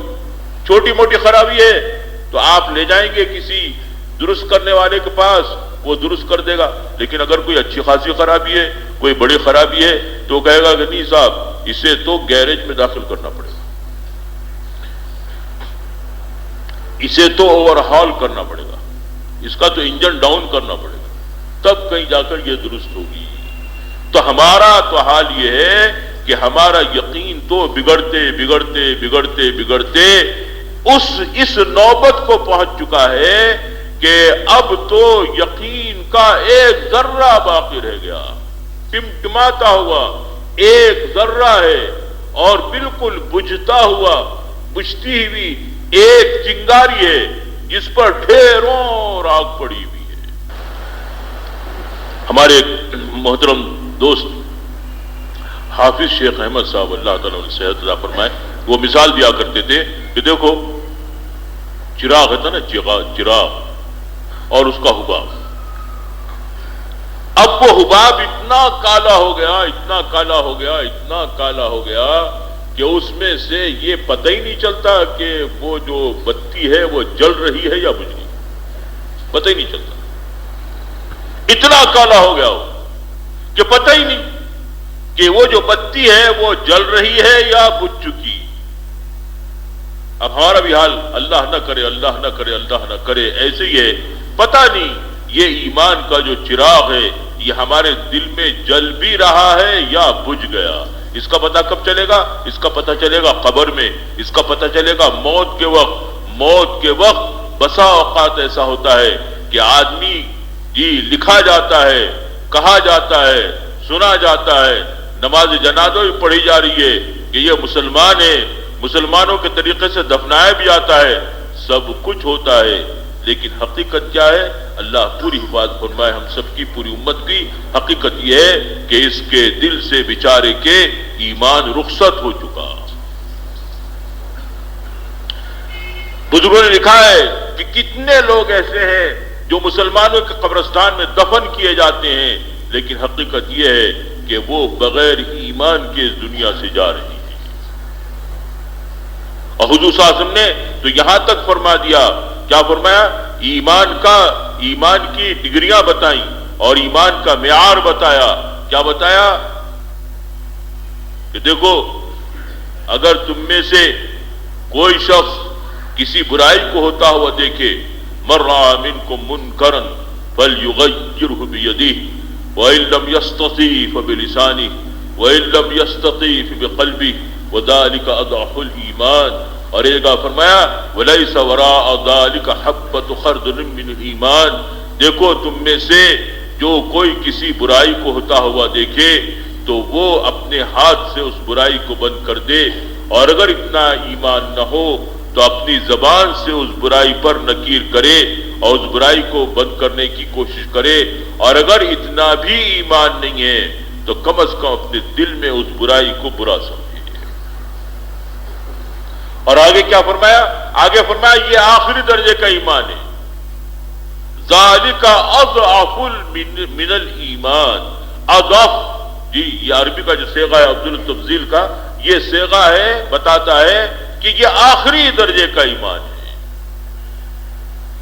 اور یہ جگہ تو صاف فرما دیا لیس وراء ذلك حبۃ خردل من الایمان کہ اس کے بعد تو رائی کے دانے کے برابر بھی ایمان نہیں. یعنی جو برائی کو برا سمجھے یہ آخری درجے کا ایمان ہے. اور اگر برائی کو اچھا سمجھا جائے، برائی کی تعریف کی جائے، برائی پر شاباشی دی جائے اور برائی کو پچکارا جائے اور برائی کو سراہا جائے، تو اب کیا ہوگا؟ اب یہ ایمان اب کتنا ایمان باقی رہا؟ اب تو رائی کے دانے کے برابر بھی ایمان باقی نہیں رہا. اور آج ہم میں سے کتنے ایسے لوگ ہیں جو اچھائی کو برا کہتے ہیں، برائی کو اچھا کہتے ہیں، کہتے نہیں تو سمجھتے ہیں، برائی کو سراہتے ہیں، اس کی تعریف کی جاتی ہے، ان کو جو ہے آنکھوں میں بٹھایا جاتا ہے، ان کو اپنی محفلوں میں جگہ دی جاتی ہے، اور وہ بیچارے جو ایماندار ہیں، اور وہ بیچارے جو دیندار ہیں، اور وہ بیچارے جو داڑھی والے ہیں، اور وہ بیچارے جو لمبا کرتا پہنتے ہیں، ان کے لیے ان کی محفل میں کوئی جگہ نہیں ہے. ان کے لیے ان کی محفل میں کوئی جگہ نہیں ہے، بلکہ یہ تو پاگل ہیں، یہ تو دیوانے ہیں، یہ تو مغبوط الحواس ہیں، یہ تو دقیانوس ہیں، یہ تو دیوانے ہیں، انہیں کچھ پتہ نہیں کہ دنیا کہاں جا رہی ہے. تو میرے دوستوں، میرے بھائیوں، میرے بزرگوں، فرمایا سب سے پہلا کام تو یہ کرنا پڑے گا کہ اس جگہ کو چھوڑو، اس مقام کو چھوڑو، اور ایسی جگہ جاؤ جہاں ایمان کے تذکرے ہوں، ایسی جگہ جاؤ جہاں اللہ کی بڑائی سنائی جا رہی ہو، اللہ کی بڑائی کہی جا رہی ہو، اللہ کی بڑائی کے دن رات تذکرے کیے جا رہے ہوں، اور پھر راتوں میں اٹھ کر اللہ سے ان کے ایمان کو مانگا جا رہا ہو. اس ماحول میں آدمی اپنا کچھ وقت لگائے گا، آہستہ آہستہ اللہ تعالی شانہ اس کے ایمان کو بنائیں گے. سمجھ میں آ رہی بات؟ دوسرا نمبر کیا ہے؟ اب اتنا وقت نہیں ہے کہ اس میں تفصیل کی جائے. دوسرا نمبر یہ ہے کہ نماز، ہماری زندگی میں نماز آ جائے، ہماری زندگی میں نماز آ جائے. نماز آ جائے گی، سارے مسئلے حل ہو جائیں گے. حضور اکرم صلی اللہ علیہ وسلم کے بارے میں آتا ہے کہ جب بھی آپ کو کوئی سخت امر پیش آتا تھا، آپ فوراً نماز کی طرف متوجہ ہوتے تھے. ہمارا حال کیا ہے؟ جہاں کوئی سخت امر پیش آتا ہے تو نماز پڑھنے والے کی نماز بھی چھوٹ جاتی ہے،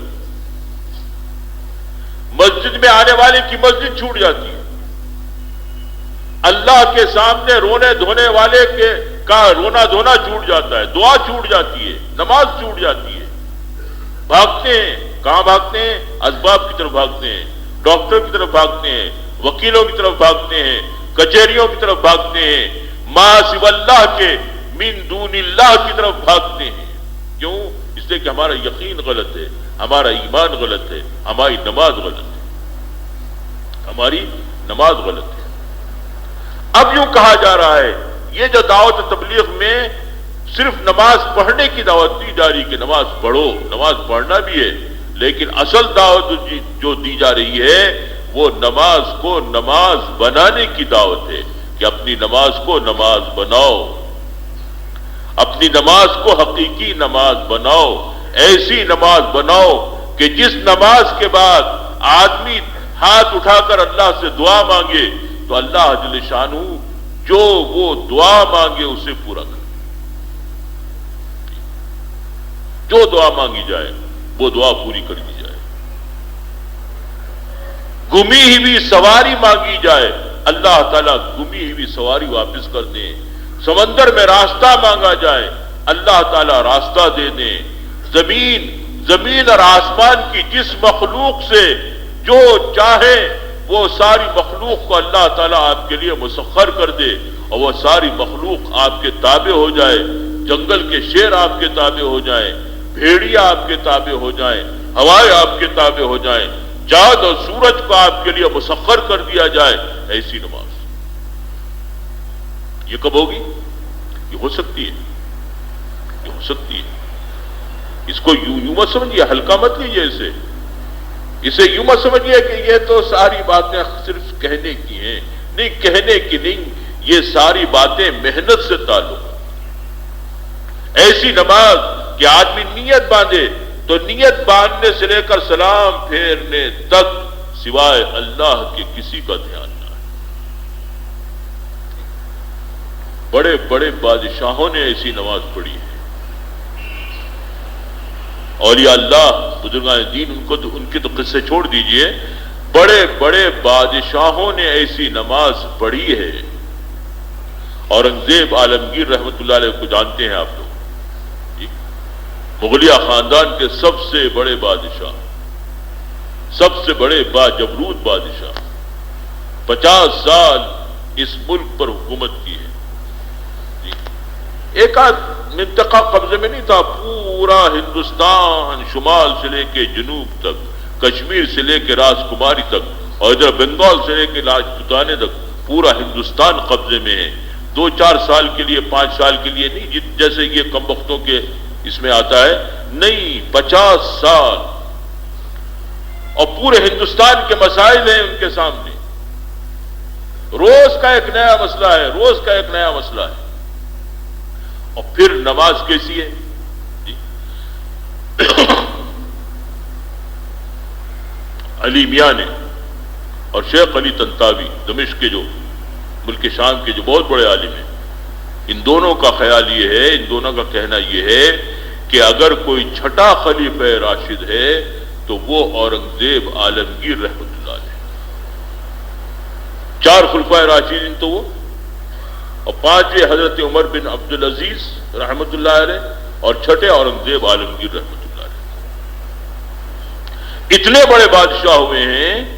یہ جو بادشاہ اپنے باپ کو قید کیا ہے اس کے تعلق سے لوگ بدنام کرتے ہیں. یہ تو قید کرنا ان کا بہت بڑا جو ہے احسان ہے امت کے اوپر، کہ اگر اپنے باپ کو قید نہ کیا ہوتا تو شاید ہم میں سے آج کوئی مسلمان نہیں ہوگا. اسلام شاید ہندوستان سے مٹ چکا ہوتا، ختم ہو گیا ہوتا جی. تو لکھا ہے کہ اپنی ذاتی خرچی کے لیے خزانہ شاہی میں سے 1 پیسے کے روادار نہیں تھے، 1 پیسہ نہیں لیتے تھے. اپنا ذاتی خرچہ چلاتے تھے قرآن شریف کی کتابت کر کے. اس کتابت سے جو آمدنی ہوتی تھی اس سے اپنا ذاتی خرچہ چلاتے تھے. اور اتنے بڑے عالم تھے کہ کتاب لکھوائیے، فقہ کی کتاب فتاوی عالمگیری، جو تمام علماء کے نزدیک مستند ترین کتابیں اہل حنفی مسلوں میں مستند ترین کتابیں. 16 یا 17 علماء کی ایک کمیٹی تھی، وہ دن بھر مسائل کو لکھتی تھی اور استخراج کرتی تھی اور مسائل لکھا کرتی تھی، اور رات میں وہ مسائل سنائے جاتے اورنگزیب عالمگیر رحمت اللہ علیہ کو، اور بنفس نفیس وہ ان مسائل کی تصحیح کیا کرتے تھے. اگر کہیں ان سے کچھ غلطی ہو جاتی تو اورنگزیب عالمگیر رحمت اللہ علیہ اس کی تصحیح کرتے. اتنے بڑے عالم تھے. اور اپنے شیخ کو لکھا ہے خواجہ محمد معصوم رحمت اللہ علیہ، یہ شیخ سرہندی الفسانی، ہاں، حضرت مولانا مجدد الفسانی رحمت اللہ علیہ کے صاحبزادے ہیں خواجہ محمد معصوم رحمت اللہ علیہ. یہ ان کے شیخ ہیں، اورنگزیب عالمگیر رحمت اللہ علیہ کے شیخ ہیں. ان کو اپنے خط میں لکھتے ہیں کہ حضرت اللہ کا احسان ہے، اللہ کا کرم ہے کہ 4 رکعات نماز میں، پوری نماز میں نیت باندھنے سے لے کر سلام پھیرنے تک سوائے اللہ کے کسی کا دھیان نہیں آتا. اور ہماری 4 پیسے کی محنت، چھوٹی چھوٹی دکانیں، چھوٹے چھوٹے کاروبار اور چھوٹے چھوٹے دھندے، اور وہ دھندوں نے ہمارے دل و دماغ پر ایسا قبضہ کر رکھا ہے کہ 4 رکعت نہیں، 2 رکعت نماز میں بھی اللہ کا خیال آنا مشکل ہے. نیت باندھنے سے لے کر سلام پھیرنے تک مشکل سے کسی وقت اللہ کا خیال آتا ہوگا. یہ ساری کی ساری چیزیں یہ محنت پر منحصر ہیں. آدمی محنت کرے گا اللہ تعالی شانہ اس مقام تک پہنچائیں گے. اور علم و ذکر فرمایا تیسرا نمبر ہے ہمارا علم و ذکر. علم کسے کہتے ہیں؟ علم کہتے ہیں جاننے کو، جاننا. کیا جاننا؟ بھینس جاننا، گھوڑا جاننا، گدھا جاننا. کیا جاننا؟ آج ہم بھینس، گھوڑے، گدھے کو جانتے ہیں، زمین کو جانتے ہیں، آسمان کو جانتے ہیں، جراثیم کو جانتے ہیں، بیماریوں کو جانتے ہیں، دواؤں کو جانتے ہیں، سب جانتے ہیں. اور نہیں جانتے تو اللہ کو نہیں جانتے کہ اللہ کتنے بڑے طاقتور ہیں، وہ کتنے بڑے شہنشاہ ہیں، وہ کتنے بڑے خالق ہیں، وہ کتنے بڑے مدبر ہیں، وہ کتنے بڑے حکیم ہیں، وہ کتنے بڑے محسن ہیں. ہم سب جانتے ہیں. نہیں جانتے تو اللہ کو نہیں جانتے. اللہ کو نہیں جانتے اور اللہ کے حکم کو نہیں جانتے. فرماتے ہیں کہ علم کہتے ہیں اللہ کے حکم کو جاننا، کہ اس وقت میرے اللہ مجھ سے کیا چاہتے ہیں. میں یہاں بیٹھا ہوں، مجھ سے کیا چاہتے ہیں. میں بول رہا ہوں، مجھ سے کیا چاہتے ہیں. آپ سن رہے ہیں، آپ سے کیا چاہتے ہیں. یہاں سے اٹھ کے جائیں گے تو اللہ کیا چاہیں گے، گھر میں کیا چاہیں گے، بازار میں کیا چاہیں گے، دکان میں کیا چاہیں گے. ہر وقت کے حکم کو معلوم کرنا کہ اس وقت میرے اللہ کا حکم کیا ہے. اور پھر جو حکم ہو اللہ کا، اس حکم کو اللہ کے دھیان کے ساتھ حضور اکرم صلی اللہ علیہ وسلم کے طریقے پر پورا کر دینا، یہ ذکر ہے. ذکر اصلی کیا ہے؟ اصلی ذکر کیا ہے؟ اللہ کے حکم کو اللہ کے دھیان کے ساتھ اور حضور اکرم صلی اللہ علیہ وسلم کے طریقے پر پورا کر دینا، یہ حقیقی ذکر ہے. حضرت مولانا الیاس صاحب رحمۃ اللہ فرمایا کرتے تھے کہ ہم اس ذکر پر امت کو لانا چاہتے ہیں. اس تک پہنچنے کے لیے وہ 3 تسبیحات کہ صبح شام اللہ کا ذکر کرو، سون کلمہ پڑھو، درود شریف پڑھو، استغفار پڑھو، دھیان کے ساتھ پڑھو، وقت نکال کر پڑھو، اللہ کو اپنے سامنے سمجھ کر پڑھو. حضور اکرم صلی اللہ علیہ وسلم پر درود پڑھ رہے ہو تو آپ کے احسانات کو یاد کر کے پڑھو. استغفار پڑھ رہے ہو تو اپنے گناہوں پر سچی ندامت کے ساتھ پڑھو. اس طرح سے روزانہ صبح شام ایک محنت کرو اپنے ذہن کو بنانے کی، اپنے دھیان کے درست کرنے کی. یہ دھیان درست ہو جائے گا تو کیا ہوگا؟ ساری برائیاں ختم ہو جائیں گی، ساری نافرمانیاں ختم ہو جائیں گی. ایک دھیان کے درست ہونے پر ساری نافرمانیاں ختم ہو جائیں گی. اب میں آپ کو قصے نہیں سناتا جی. اور چوتھا نمبر ہے جی اکرام مسلم. تو اس سے کیا مطلب جی؟ اس سے کیا مطلب؟ لوگ کہتے صاحب اس کا مطلب یہ ہے کہ دوسروں کے حقوق ادا کرو اور اپنے حقوق کو معاف کر دو. یہی ہے. تو یہ تو آگے کی بات ہے. اس سے پہلے کیا ہے؟ یہ تو آگے کی بات ہے. اس سے پہلے کیا ہے؟ کیا بھائی؟ چھوٹوں پر رحم کرو، بڑوں پر شفقت کرو، ادب کرو، بڑوں کا ادب کرو. یہ بھی آگے کی بات ہے. اکرام مسلم بولو. اکرام مسلم مانے ہر مسلمان کا اکرام کرنا، ہر مسلمان کی عزت کرنا، ہر مسلمان کی توقیر کرنا. اور ہر مسلمان میں کون ہے؟ اور ہر مسلمان میں میں اور آپ ہیں. نمازی، پرہیزگار، مبلغین اعظم جی، چلہ لگانے والے، 4 مہینے لگانے والے، یہ ہیں. یا ہر مسلمان کی تعریف میں وہ بھی آتا ہے جو شراب کے دکان میں بیٹھا ہوا ہے، جو شرابی ہے، جو کبابی ہے، جو زناکار ہے، جو بدماش ہے، جو عیاش ہے، جسے کچھ خبر نہیں کہ اللہ اور اس کے رسول کیا ہے مسلمان، کلمہ پڑھنے والا ہے. اس کی بھی عزت کرو.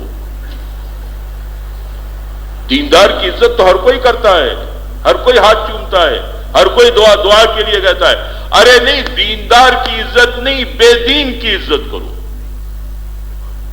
برے کو اچھا سمجھو. اور اچھا کس سے سمجھو؟ دوسرے سے نہیں، اپنی ذات سے اچھا سمجھو. یہ مجھ سے اچھا ہے، یہ شراب کے اڈے پر بیٹھا ہوا ہے، یہ شرابی ہے، یہ کبابی ہے، یہ بدماش ہے، یہ قاتل ہے، لیکن یہ مجھ سے اچھا ہے. جی یہ ہے محنت، اس کو اپنے سے اچھا سمجھنا ہے. اب آپ سوچیں گے اچھا، اللہ اکبر، اچھا کیوں سمجھوں؟ ارے میں تو کرسی پہ بیٹھا ہوں، میں تو بیان کر رہا ہوں، میں نے تو چیلے لگائے ہیں، میں تو مبلغ اعظم ہوں، میں کیسے؟ وہ اچھا کیسے؟ میں برا کیسے؟ تو میرے دوستوں، میرے بھائیوں، میرے بزرگوں، اصل قصہ یہ ہے کہ اچھا اور برا ہونا اس کا انحصار موت پر ہے، آج نہیں ہے. آج کون سی تاریخ ہے؟ 21 جولائی. 21 جولائی، اور وقت کیا ہے؟ 8:22. آج کے وقت پر، آج کی تاریخ پر اچھے ہو اور برے ہونے کا انحصار نہیں. اچھا اور برا ہونا اس وقت قرار دیا جائے گا جبکہ موت دیکھی جائے گی، موت کائے پر آئی. یہ دیکھو، اگر موت ایمان پر آئی ہے تو اچھا ہے، اور اگر موت کسی اور چیز پر آئی ہے تو زندگی میں یہ جو چاہے رہا ہو، اگر موت اس کی خراب ہو گئی تو یہ برا. وہ جو پوچھا تھا نا تاتاریوں کے شہزادے نے ان بزرگ سے، جب وہ گیا جنگل میں شکار کرنے کے لیے، اس کے ساتھ 2 شکاری کتے تھے، اسے جنگل میں وہ بزرگ ملے اللہ والے. ان سے پوچھا اس نے کہ حضرت، اب وہ تو کچھ جانتا نہیں تھا یہ بزرگ کیا ہوتے ہیں، یہ تو کافر تھا، مشرک تھا. اس نے دیکھا کہ ایک بڑے میاں ہیں، داڑھی والے ہیں، اس نے ان کا مذاق اڑانا چاہا. تو بطور مذاق ان سے پوچھا کہ بتائیے او بڑے میاں، بتاؤ کہ یہ میرے شکاری کتے اچھے ہیں یا تم اچھے ہو؟ انہوں نے جواب دیا، بیٹا اگر میری موت ایمان پر آئے تو میں اچھا ہوں، اور اگر میری موت ایمان کے بغیر آئے تو تیرے کتے اچھے. اب وہ شہزادہ چونکا، ارے ایمان تو ایمان کیا چیز ہوتی ہے؟ اس کے کان میں کبھی یہ بات پڑی نہیں تھی. تو اس نے پوچھا حضرت یہ ایمان کیا چیز ہوتی ہے؟ تو قصہ لمبا ہے، انہوں نے پورا ایمان سمجھایا، وہ ایمان لایا، اور بعد میں وہی ذریعہ بنا تاتاریوں میں اسلام پھیلنے کا. وہ ہے نا اقبال کا شعر، ہے آیا یورش تاتار کے افسانے سے، پازباں مل گئے کعبے کو صنم خانے سے. تو کچھ پتا نہیں کہ میری موت کائے پر آئے گی، کچھ پتا نہیں کہ آپ کی موت کائے پر آئے گی، کچھ پتا نہیں کہ یہ جو شراب خانے میں بیٹھا ہے اس کی موت کائے پر آئے گی. ہو سکتا ہے، اللہ نہ کرے، اللہ نہ کرے، اللہ 1000 بار اس سے ہمیں بچائے، ہو سکتا ہے کہ میری موت کفر پر آئے، اس کی موت ایمان پر آئے. میری موت نافرمانیوں پر آئے، اس کی موت فرمانبرداری پر آئے. وہ موت کے وقت اچھا ہو جائے، میں موت کے وقت برا ہوتا ہوں. اور اصل جو مسئلہ ہے وہ موت کے وقت کا ہے. حضرت مولانا تھانوی رحمت اللہ علیہ فرماتے ہیں کہ میں فی الحال کسی مسلمان سے بھی اپنے آپ کو اچھا نہیں سمجھتا، اور فی المعال کسی کافر سے بھی اپنے آپ کو اچھا نہیں سمجھتا. ہو سکتا ہے کہ کافر مسلمان ہو جائے، اور ہو سکتا ہے کہ جو آج مسلمان ہے وہ کل کافر ہو جائے.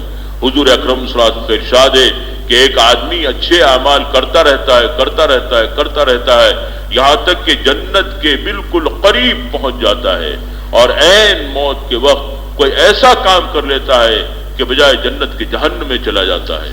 اور ایک آدمی برے اعمال کرتا رہتا ہے اور بالکل جہنم کے قریب پہنچ جاتا ہے، اور عین موت کے وقت کوئی ایسا کام کر لیتا ہے کہ بجائے جہنم کی جنت میں چلا جاتا ہے.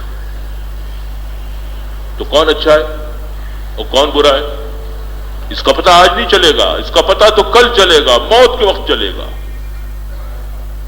ہاں آپ یہ کہہ سکتے ہیں کہ میں لمبا ہوں، یہ کہہ سکتے ہیں، میں طاقتور ہوں، یہ کہہ سکتے ہیں، میں پہلوان ہوں، یہ کہہ سکتے ہیں، میں گورا ہوں، یہ کہہ سکتے ہیں، میں خوبصورت ہوں، یہ کہہ سکتے ہیں. اس کی اجازت ہے کہ آپ یہ کہیں کہ میں خوبصورت ہوں، اس سے خوبصورت ہوں، میں اس سے گورا ہوں، میں اس سے لمبا ہوں، میں اس سے طاقتور ہوں، مگر یہ نہیں کہہ سکتے کہ میں اس سے اچھا ہوں. اچھا ہونا اور چیز ہے، اور لمبا ہونا، گورا ہونا، خوبصورت ہونا یہ الگ چیز ہے، یہ الگ ہے، اس کا اچھے ہونے سے کوئی تعلق نہیں جی۔ اچھا تو ایک حبشی بھی ہو سکتا ہے۔ حضرت بلال حبشی رضی اللہ تعالیٰ عنہ اتنے اچھے بنے کہ کل جب حضور اکرم صلی اللہ علیہ وسلم جنت میں جا رہے ہوں گے، فرمایا کہ میرے گھوڑی کی نکیل جو ہوگی وہ بلال کے ہاتھ میں ہوگی، بلال پہلے جنت میں داخل ہوں گے اور میں بعد میں۔ تو میرے دوستوں، میرے بھائیوں اور میرے بزرگوں، دل میں یہ بات اپنے اندر پیدا کرنا، اللہ کرے کہ میرے اندر بھی پیدا ہو جائے، اللہ کرے کہ امت کے اندر پیدا ہو جائے کہ یہ جو مجھے نظر آ رہا ہے یہ مجھ سے اچھا ہے، چاہے یہ کتنا ہی برا دکھائی دے رہا ہو۔ یہ اکرام، اسے کہتے ہیں اکرام، اس کی محنت کرنا ہے۔ اور میرے دوستوں، پانچواں جو نمبر ہے جو ہمیں سیکھنا ہے اور جو بڑا اہم اور بڑا ضروری نمبر ہے وہ ہے اخلاص نیت۔ عام طور سے ہمارا آپ سمجھتے ہیں کہ صاحب یہ نمبر بڑا مشکل، بہت مشکل، اخلاص پیدا کرنا بہت مشکل ہے، سب سے اخیر میں آتا ہے اخلاص اور سب سے جلدی چلا جاتا ہے، اس میں کوئی شک نہیں کہ اخلاص بڑی اہم چیز ہے، لیکن اللہ جل شانہ کی ایک عادت شریفہ ہے کہ جو چیز اہم اور بندوں کے لیے ضروری ہوتی ہے اس کا حاصل کرنا آسان بنا دیتے ہیں۔ تو اخلاص جہاں اہم ہے، ضروری ہے، وہاں اس کا حاصل کرنا بہت آسان۔ ایمان سب سے زیادہ ضروری، اس کا حاصل کرنا سب سے زیادہ آسان۔ اخلاص سب سے زیادہ ضروری، اس کا حاصل کرنا سب سے زیادہ آسان، مگر اس کا ایک طریقہ ہے، اس کا ایک طریقہ ہے۔ اور طریقہ کیا ہے؟ وہ طریقہ یہ ہے کہ اپنی نیت کو درست کرو، اپنی نیت کو زبردستی یہ نیت بناؤ کہ میں یہ کام اللہ کے لیے کر رہا ہوں اور کسی کے لیے نہیں کر رہا۔ ہم صرف اس کے مکلف ہیں کہ اپنی نیت کو درست کریں، جب عمل شروع کریں تو اپنی نیت کو ٹٹولیں اور زبردستی، دل چاہے نہ چاہے، زبردستی اپنے دل کو اس بات پر آمادہ کریں کہ میں یہ کام صرف اللہ کی رضا کے لیے کر رہا ہوں۔ آگے وسوسے آئیں گے، اب شیطان رخنا اندازی کرے گا اور دل میں ڈالے گا کہ لوگ بھی دیکھ لیں تو اچھا ہے، کچھ لوگ تعریف بھی کر دیں تو اچھا ہے، کچھ لوگ ہاتھ بھی چومیں تو اچھا ہے، اور کچھ یوں بھی کرے تو اچھا ہے، اور یہ میری تعریف بھی ہو جائے تو اچھا ہے۔ یہ سارے کے سارے وسوسے ہیں، ان وسوسوں پر اللہ کی پکڑ نہیں ہوتی۔ جہاں یہ وسوسہ آئے اپنے دل سے ہٹاؤ کہ نہیں، میں تو اللہ کے لیے کر رہا ہوں، میں تو اللہ کے لیے کر رہا ہوں، میں تو اللہ کے لیے کر رہا ہوں۔ فرمایا آدمی اپنی نیت کو درمیان عمل بھی ٹٹولتا رہے، درست کرتا رہے، اور جب عمل ختم ہو جائے تو اب خوش نہیں ہونا، اوہو ماشاءاللہ کیا اخلاص کے ساتھ میں نے عمل کیا ہے، نہیں، فرمایا اب خوش نہیں ہونا، بلکہ اب اپنی نیت کو متہم قرار دینا کہ اللہ جس نیت کے ساتھ، جس اخلاص کے ساتھ مجھے عمل کرنا چاہیے تھا ویسے مجھ سے عمل نہیں ہو سکا، آپ اپنے فضل و کرم سے میرے اس عمل کو قبول۔ تو بھائی اپنی نیت اپنے اختیار میں، آدمی کو اللہ تعالی شان نے اس کی نیت اس کے اختیار میں دی ہے، وسوسہ اختیار میں نہیں، وسوسہ اختیار میں نہیں ہے، نیت اختیار میں۔ اور جو اللہ تعالیٰ جو پوچھتے ہیں وہ وسوسے پر نہیں پوچھتے، وسوسے کی پکڑ نہیں ہوتی، جو چیز آپ کے اختیار میں اس پر پکڑ ہوگی۔ کام شروع کرتے وقت کیا نیت کی تھی؟ کیا نیت یہ کی تھی کہ مجمع تعریف کرے؟ اگر یہ نیت کی تھی تو تمہارا عمل غارت۔ کیا یہ نیت کی تھی کہ تمہاری محنت کے لوگ تعریف کریں؟ اگر یہ نیت کی تھی تو کام غارت، اور کام یہ اللہ کی نظروں میں بالکل بیکار اور بالکل ناقابل اجر، یہ بالکل بیکار۔ لیکن اگر نیت یہ کی تھی کہ اللہ کی رضا کے لیے کر رہا ہوں، اور بیچ میں وسوسے آتے رہے تو اس کی فکر مت کرو، اس کی پرواہ مت کرو، اور اخیر میں استغفار کرو، اپنی نیت پر اللہ سے معافی مانگو۔ اور ایک بات اور ہے، وہ یہ ہے کہ ہر دوسرے عمل کرنے والے کو مخلص سمجھنا کہ یہ جو کام کر رہا ہے یہ اخلاص سے کر رہا ہے، میری نیت میں تو کچھ گڑبڑ ہو سکتی ہے مگر اس کی نیت میں کوئی گڑبڑ نہیں ہے، یہ اخلاص کے ساتھ کام کر رہا ہے۔ فرمایا جتنا دوسروں کو آدمی مخلص سمجھے گا اللہ تعالیٰ اسے اتنا اخلاص عطا فرمائیں گے۔ اور بھائی چھٹا نمبر کیا ہے جی؟ چھٹا نمبر ہے دعوت و تبلیغ۔ جہاں ہمیں خود دین پر چلنا ہے وہاں حضور اکرم صلی اللہ علیہ وسلم کے ختم نبوت کے طفیل میں ایک اور محنت ہمیں دی گئی ہے، وہ یہ کہ اللہ کے بندوں کو اللہ کی طرف بلانا، مگر بلانا کیسے؟ رواجی طریقوں سے نہیں، آج کے جو طریقے ہیں ان طریقوں سے نہیں، ان طریقوں پر خدا ہدایت نہیں دیتے۔ بلانا نبیوں کے طریقے پر، جیسے نبیوں نے اپنے اپنے زمانے میں اپنی اپنی امتوں کو اللہ کی طرف بلایا ہے، ویسے بلانا، بے غرض ہو کر جانا، بے طلب بندوں میں جانا، بار بار جانا، ان کے برا بھلا کہنے پر اپنی محنت کو نہیں چھوڑنا، بلکہ جتنا وہ برا بھلا کہیں اس میں اپنی محنت کو بڑھاتے ہی جانا، اور اگر وہ مانے تو اللہ کا شکر ادا کرنا، اگر نہ مانے تو اپنی محنت کی کوتاہی سمجھنا، دن میں اللہ کے بندوں میں مارے مارے پھرنا اور رات کو اٹھ کر اللہ سے مانگنا کہ اللہ ہدایت تو آپ کے ہاتھ میں ہے، آپ کے بندوں کے قلوب آپ کے ہاتھ میں ہے، آپ جسے چاہیں گے ہدایت دیں گے، میرا کام محنت کرنا ہے، میرا کام سمجھانا ہے، ہدایت دینا آپ کا کام ہے، آپ ہدایت دے دیجئے، ہر ایک کو ہدایت دیجئے، کسی کو بھی ہدایت کے بغیر نہ چھوڑیے، پوری انسانوں کو ہدایت دیجئے۔ اب دن میں محنت کرنا اور رات میں مانگنا، یہ سیکھنا۔ یہ 6 نمبر ہیں جو ہمیں اللہ کے راستے میں نکل کر سیکھنا ہے۔ ان کو سیکھنے کے لیے 4 کام کرنا ہے، ان کی دعوت دینا، تعلیم میں بیٹھ کر ان کو بار بار سننا جی، اور نمازیں پڑھ پڑھ کر اپنی نماز کو بہتر سے بہتر اور حقیقت والی نماز بناتے رہنا، اللہ کا ذکر کرنا، خدمت کے ذریعے سے اپنے اندر انکساری پیدا کرنا، دن میں اللہ کے بندوں پر یہ محنت کرنا اور رات میں اٹھ کر اللہ سے مانگنا۔ اس کے لیے کیا کرنا؟ اس کے لیے کیا کرنا؟ یہاں سے گھر چلے جانا؟ بولو، اس کے لیے کیا کریں گے؟ ارے بولو، اب کیوں زبانیں بند ہوگی؟ اس کے لیے ہر ایک سے ایک مطالبہ کیا جا رہا ہے، اپنی زندگی میں سے 4 مہینے لگاؤ۔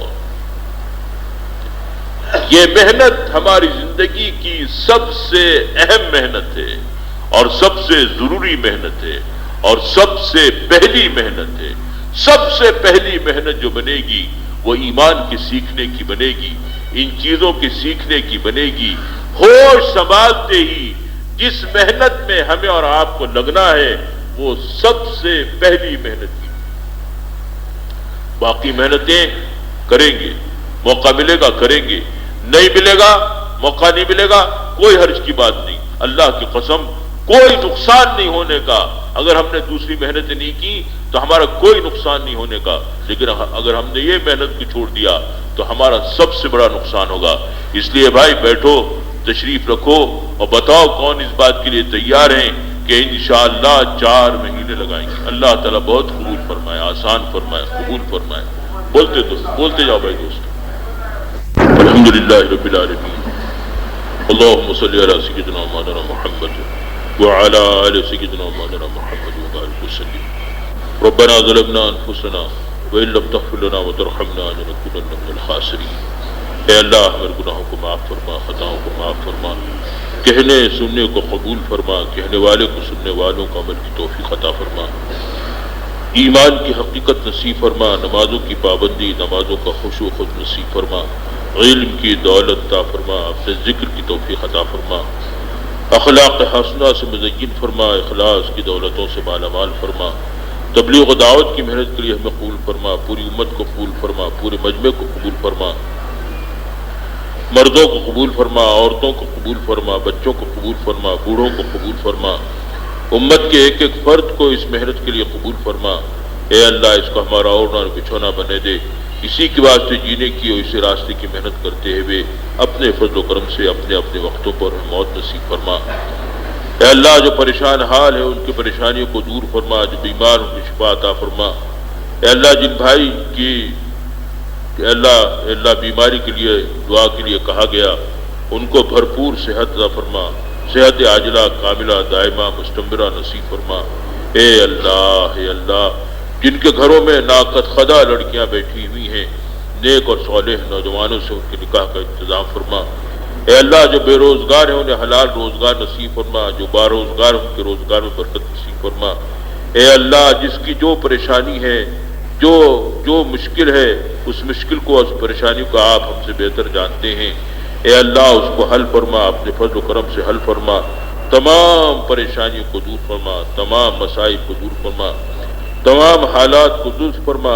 اے اللہ دین پر چلنا بھی آسان فرما، دین کی محنت کو بھی آسان فرما، تمام امور میں انجام کو خیر فرما، تمام حالات کو درست فرما، رحم کا کرم کا عافیت کا سہولت کا معاملہ فرما۔ ہم ان تمام چیزوں سے پناہ مانگتے ہیں جن سے حضور اکرم صلی اللہ علیہ وسلم نے پناہ مانگی، اور تمام چیزوں کا آپ سوال کرتے ہیں جن کا حضور اکرم صلی اللہ علیہ وسلم نے آپ سوال فرمایا۔